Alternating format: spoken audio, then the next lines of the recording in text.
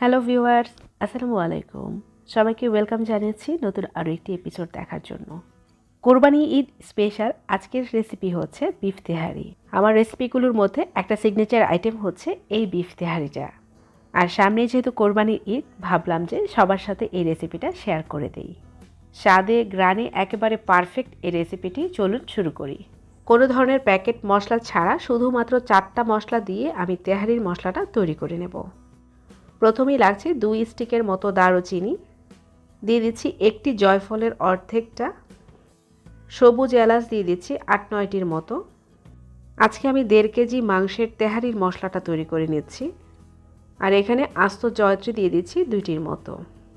1 KG কিংবা 1.5 কেজির জন্য এই মশলার রেশিওটা ঠিক আছে। আর যখনই 3 কেজি মাংস দিয়ে তেহারি রান্না করবেন তখন এই মশলার ডাবল পরিমাণ নিয়ে নিতে হবে। এই মশলাটাকে ভেজে নেওয়ার দরকার নাই, একটা ব্লেন্ডারে আমি এটাকে গুঁড়ো করে নিয়েছি। আপনারা চাইলে এটাকে একটু চেলে নিতে পারেন কিংবা এইভাবেও ব্যবহার করতে পারেন।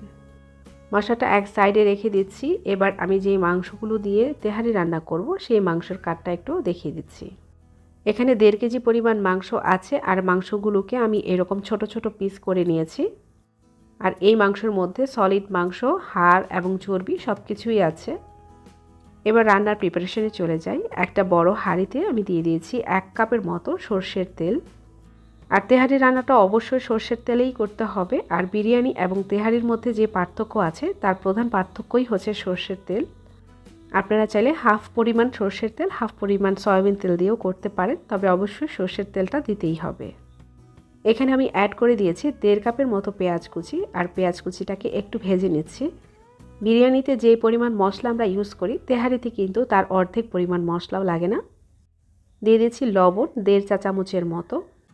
8-10টির মতো কাঁচামরিচ দিয়ে দিচ্ছি। আর তেহারিতে যেহেতু গুঁড়ামরিচ ইউজ করা যায় না, যার কারণে এখানে আমি প্রথমেই কাঁচামরিচটা দিয়ে দিয়েছি। আর কাঁচামরিচটা প্রথম দিকে দিলে সুন্দর একটা সুঘ্রাণ আসবে।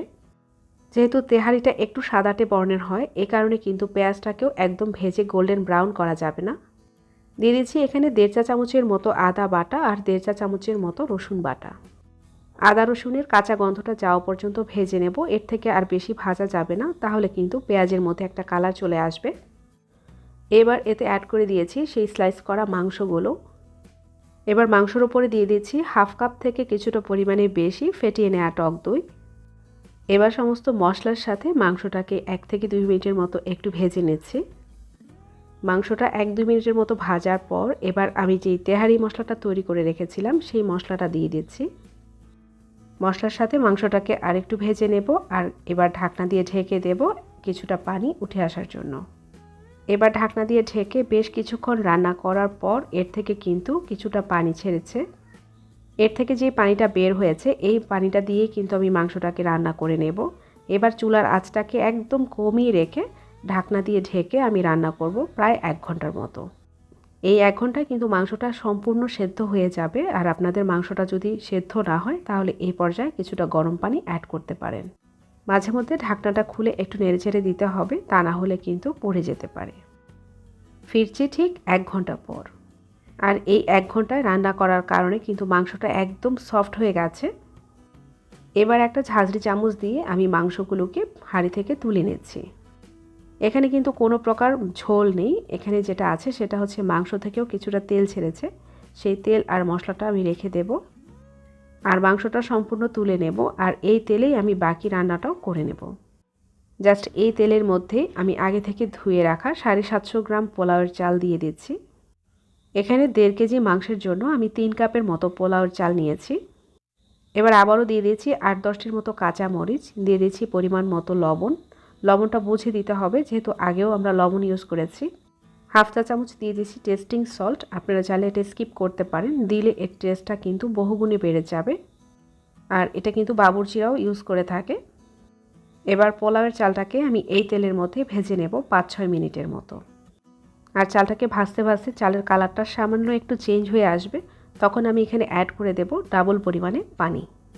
এখানে আমি 3 কাপ চাল নিয়েছি, 3 কাপের জন্য আমি এখানে 6 কাপ পরিমাণ পানি দিয়ে দেব। আর নতুন চাল হলে অবশ্যই হাফ কাপ পরিমাণ পানি কম দিতে হবে, আর পুরাতন চাল হলে ডাবল পানি দিতে হবে। আর আপনাদের মাংস রান্নার বেলায় যদি ঝোল থেকে থাকে তাহলে অবশ্যই ঝোলটাকে একটু শুকিয়ে নেবেন। ফুটন্ত গরম পানি দিয়ে একটা চামচ দিয়ে একটু নেড়েচেড়ে দিচ্ছি চালগুলোকে। এ পর্যায়ে চুলার হিটটা একেবারে হাই হিটে থাকবে। এবার ওপর থেকে 2 চা চামচের মতো গুঁড়া দুধ অ্যাড করে দিচ্ছি।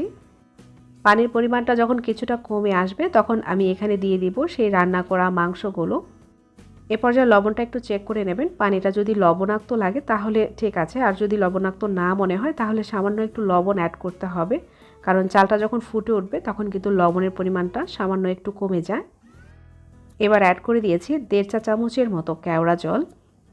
এবার চুলার আঁচটাকে একেবারে নিভু আঁচে রেখে দেব আমি 20-25 মিনিটের মতো। ঢাকনা দিয়ে ঢেকে দেব। আর আপনাদের হাঁড়িটা যদি পাতলা মনে হয় আর চুলার আঁচটাও যদি নিভু আঁচে না রাখা যায় তাহলে এর নিচে একটা তাওয়া দিয়ে রাখবেন। প্রায় 25 মিনিট পর এবার ঢাকনাটা খুলে একটা স্প্যাচুলা দিয়ে ভাতগুলোকে একটু নেড়ে চেড়ে দিচ্ছি, যেন ওপরের ভাতগুলো শক্ত না থাকে আর নিচের ভাতগুলো নরম না হয়ে যায়। ভাতটা যে কতটা ঝরঝরে হয়েছে এটা কিন্তু এই পর্যায়ে বোঝা যাচ্ছে।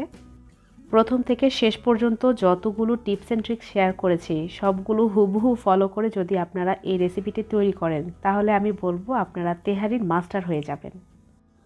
আবারও 20 মিনিটের মতো ঢেকে রাখবো, তারপরে পরিবেশন করে দেখিয়ে দিচ্ছি। স্বাদে গ্রানে একেবারে ভরপুর এই তেহারিটা আপনারা অবশ্যই ট্রাই করতে পারেন বাসায়, আর কমেন্টস করে আমাকে জানিয়ে দেবেন আপনাদের রেসিপিটি কেমন হয়েছে। ফ্রেন্ডস অ্যান্ড ফ্যামিলির সাথে শেয়ার করে দিবেন যেন এই ঈদে সবাই তৈরি করতে পারে। রেসিপিটি যদি ভালো লাগে কিংবা কাজে লেগে থাকে তাহলে অবশ্যই চ্যানেলটাকে সাবস্ক্রাইব করে পাশেই থাকবেন। পাশে থাকা বেল আইকনে ক্লিক করে রাখবেন, এতে করে নতুন নতুন নোটিফিকেশন আপনারা সব পেয়ে যাবেন। আবারও দেখা হবে নতুন কোনো রেসিপিতে ইনশাআল্লাহ। আজকের মতো এখানেই বিদায় নিচ্ছি। আল্লাহ হাফেজ।